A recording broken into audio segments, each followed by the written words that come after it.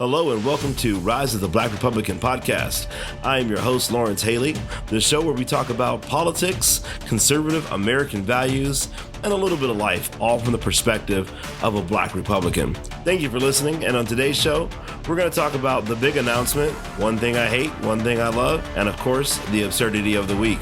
Let's get into it. First off, the big announcement. We all knew it was coming, and here it is. Ron DeSantis announces his presidential bid. And I have to be honest with you guys, I'm really excited to see what happens over the next year with the campaigns between President Trump and Governor DeSantis and whoever else wants to jump in the race as a legitimate contender. Not going to lie, I'm a little disappointed. I don't think Nikki Haley has a shot, and I had to go out and get a Haley 2024 shirt, of course. So I have my gray Haley 2024 shirt that I do wear because I had to go get that, of course, with our last names being the same. Again, I'm really looking forward to the presidential campaigns here and to see what we get out of both of our candidates. Looks like our two frontrunners are going to be President Donald Trump and Ron DeSantis. I can't emphasize that enough. On paper, Ron DeSantis appears to be the perfect candidate. Some of the things that he's done in Florida during COVID, after COVID, the things he's still doing in Florida, he's not afraid to go after this woke agenda and attack it. He won't back down. I think that he is an American patriot. He served the Navy as a lawyer. And I'm going to be very controversial here because, hey, it's about time. But how he's going after the woke ideology movement, hats off to you, Mr. DeSantis. I love the pressure he put on Disney. If you look at the sales of Disney movies recently, the majority of the country agrees because their sales are flopping when they're making these movies with woke characters. And when we say woke characters, let's not pull any punches. We're talking about main characters that are gay, talking about characters where we're taking the male character who was traditionally the hero of the story. We're making that person weak and effeminate. And now we're, promoting a female lead or a female character, which, don't get me wrong, please do not mistake my words. I have no problem with a female lead story character or a strong female character. What I have a problem with is when we feminize or make the male character weak at the sake of promoting the female character.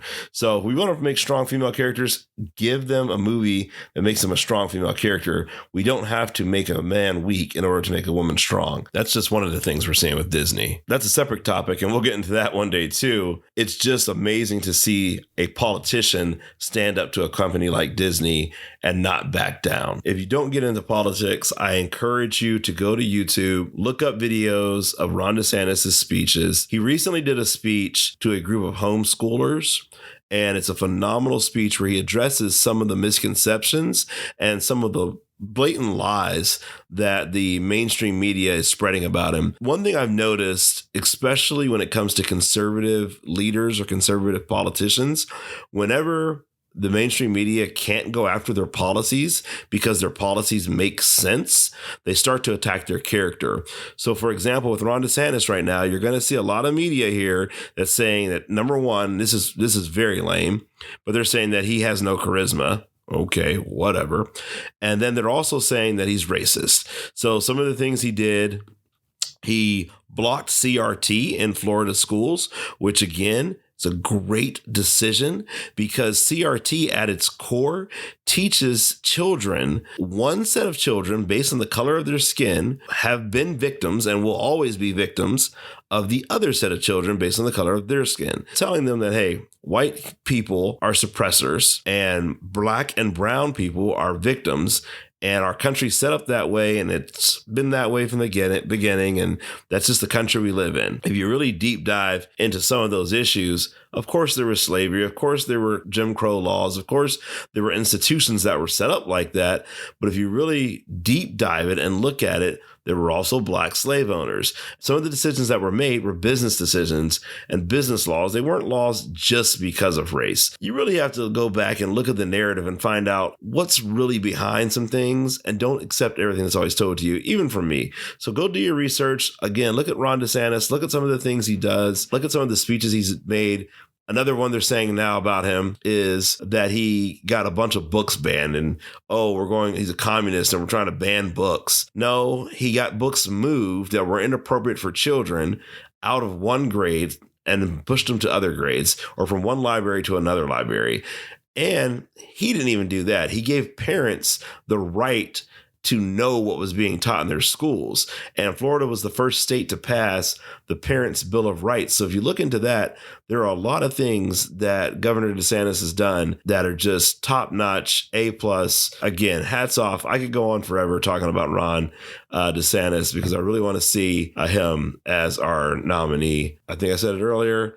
I have no qualms if it ends up being President Trump as our nominee, because again, I think he did a great job for our country and I'd love to give him another shot. However, I do think that Governor DeSantis has an opportunity to win over Democrats that are on the fence, whereas President Trump has already burned that bridge, unfortunately. You have a decent sized crowd of Democrats that are never going to vote for Trump, unfortunately. So we need someone that can unify the country, that makes sense, and also holds to conservative American values. And I personally think that person is Governor DeSantis. Going into things I hate, things I love. Piggybacking off of Governor DeSantis, critical race theory. Critical race theory is nothing more than a racist ideology that tells people based on the color of your skin, you will be a victim or you have been a victim. And based on the color of someone else's skin, they have been the oppressors. This drives me up a wall. I have biracial children. If critical race theory was taught, that's telling my children that half of their family has oppressed the other half of the family. And that's absolutely not the case. And also what it does, too, if you really stop to think about it, if you're teaching this to young children, it literally starts to indoctrinate them where they believe in victims versus owners. This is something I actually taught a class recently at my current employer about having a growth mindset and a fixed mindset. Your mind and your brain is just a muscle that you exercise and work. Depending on what you feed it and depending on what input you give your brain depends on your outlook on life.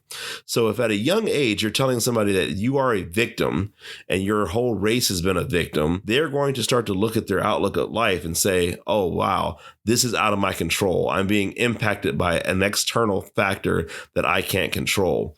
Whereas opposed to if you have the open growth mindset or an ownership mindset, you always have that belief that, hey, I can change my conditions. I can change my current situation. Furthermore, if you really start to deep dive and say, why is this being pushed? Because now when you tell a group of people that you're already handicapped and that you've been handicapped, you can also tell that group of people, but in the name of diversity, equity, and inclusion, I'm going to rescue you. And if the Democratic Party or the Liberal Party can tell that group of people, I'm going to rescue you, I'm going to help make everything even, I'm going to set the bar on a level playing field by doing X, Y, Z, you're going to make that group of people loyal to you. And again, at the end of the day, it comes down to power. It's a liberal agenda to teach these kids they need to be dependent on the government or dependent on an external factor instead of dependent on themselves. And that's what I have a problem with critical race theory. If I didn't mention this in the first episode, when I grew up, my mother told me that I had to work harder than all my peers because of my race. And I ultimately realized it wasn't because of my race that I had to work harder than my peers. It was because in order to be successful in America, you have to work harder than your peers, no matter who you are. When you teach critical race theory, you're teaching people that they're at a disadvantage strictly because of their race. Again, which sets them up for failure. It sets them up for a victim mentality, a fixed mindset versus a growth mindset. And that's what I hate about critical race theory. On to what I love. And I'm going to go on and talk about this one for a moment. If you've been living under a rock, in the last week and a half, Target has lost about $6 to $8 billion in market value because of who they decided to partner with for their Pride Month marketing campaign. Apparently, they partnered with a trans designer named Eric Carnell. This is a female who has transitioned to quote unquote become a male. They have a mustache and they've been taking testosterone shots or hormones or whatever they do. But this is a female who is a designer and they're designing all their clothes. Now on this designer's particular website, they have a company called Absurdity. It's Abprallen. Absurdity. This designer has made clothes, buttons, whatever, that have satanic taglines like Satan respects pronouns, Satan loves you and respects who you are. And they even had a whole article on there where they went on and said this quote, LGBTQIA plus people, say that a million times fast, are often referred to as being a product of Satan or going against God's will. So fine. We'll hang with Satan instead, end quote. This person ended up speaking out in an interview with MSN and said that they're not a Satanist, they don't worship the devil, and they don't even believe in the Bible. Well, apparently you do, because Satan came from the Bible too. And if you don't believe in it, then why would you design clothing and taglines using that person's name? I don't believe in a tooth fairy, and I don't get upset and offended when the tooth fairy doesn't bring me money. I'm a grown man and I had to get a wisdom tooth taken out. I didn't get upset because the tooth fairy didn't give me money, because I know the tooth fairy is not real. So if you don't believe in the Bible and if you don't believe it's real, then you can't acknowledge and get offended when LGBTQ plus IQA people are referred to as being a product of Satan, because in your mind, it doesn't matter. It's not real. But apparently you do believe in it. And apparently you did take offense to it, because you literally said, hey, if we're going against God's will, fine, I'll hang with Satan instead. Long story short, what happened here is this went viral, and moms across the country are boycotting Target. And it's fantastic. I literally went to Target probably twice a week with my wife whenever we had a little bit of downtime. We were just like, let's go to Target and walk around. Yeah, $80 later, we're walking out of Target with something, but not anymore. I haven't been to Target in about a week and a half, 2 weeks, and I love it. And apparently a good majority of the country is doing the same thing. It got to the point that Target had to have an emergency meeting and start to move some of these items away from the front of the store where they had them displayed. Now, they didn't have any of the satanic clothes there. They just had other clothes that were designed by this designer. But they're now moving them from the front of the store and kind of moving them back because of all the backlash they're getting. The reasoning they're using in the media and the public and their press releases, they're saying that there were confrontations, and for the safety of their associates, they're moving these displays. Okay, I'm going to say it's probably because of the $6 billion you lost in a week. Who am I? All jokes aside, I love this because it shows the power of a movement when people get together and people are involved. When we all come together and we voice our concerns, we can move mountains. And that's what we're seeing. We saw it happen with Bud Light when they endorsed and they picked up Dylan Mulvaney as their sponsor for their beer.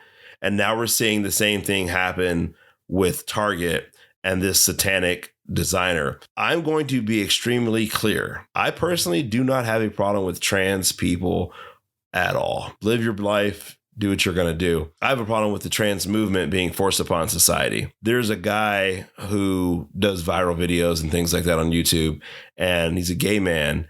And he even said himself, the pride movement has become less and less about allowing gay people or trans people to live their life and to go love who they want to love, to now being a sexualized movement.